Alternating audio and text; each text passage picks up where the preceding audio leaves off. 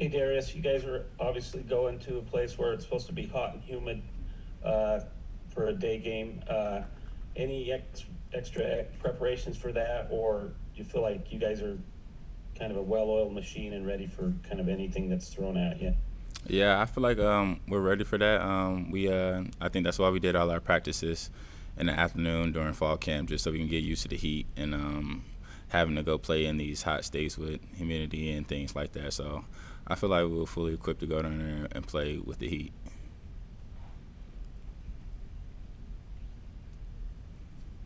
Darius, you're a guy who obviously is hoping to have a big season here. You and Chase have formed a pretty good partnership out there at the wide receiver position.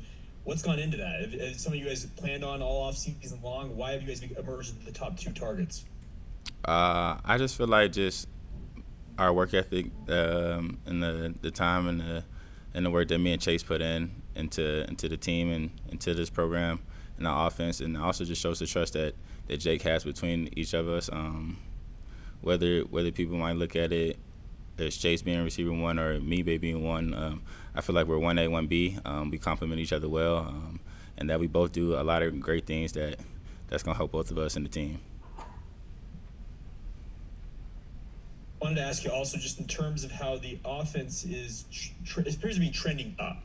We asked Kalani about this. I asked him earlier, and he talked about the fact that you guys can only take advantage of the short fields if they're afforded to you guys. Do you feel like the offense is where it needs to be, or does it need to go to another higher level in your opinion?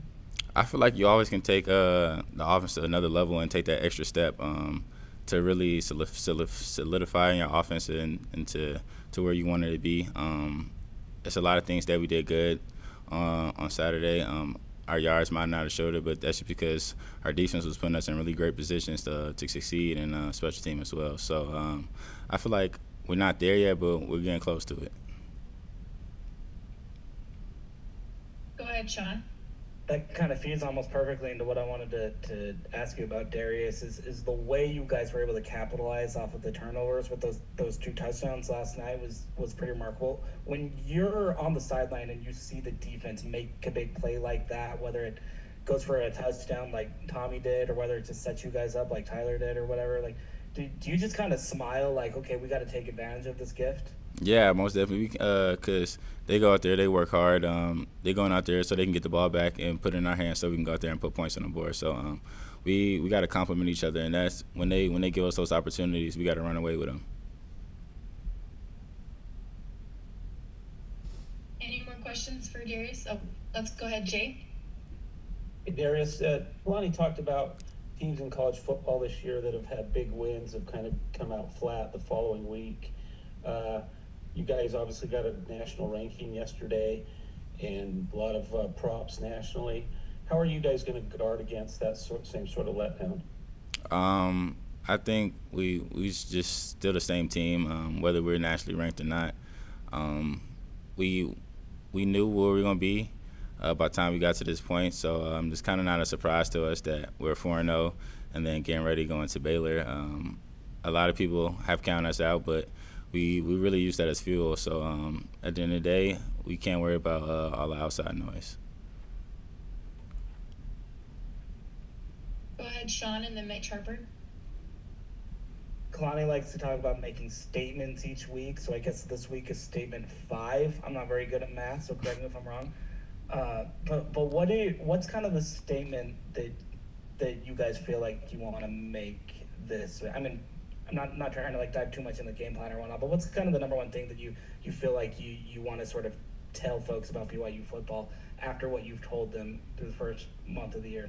That we're not a one-hit wonder team. We're the same team. We're gonna be out there. We're gonna come out, be competitive.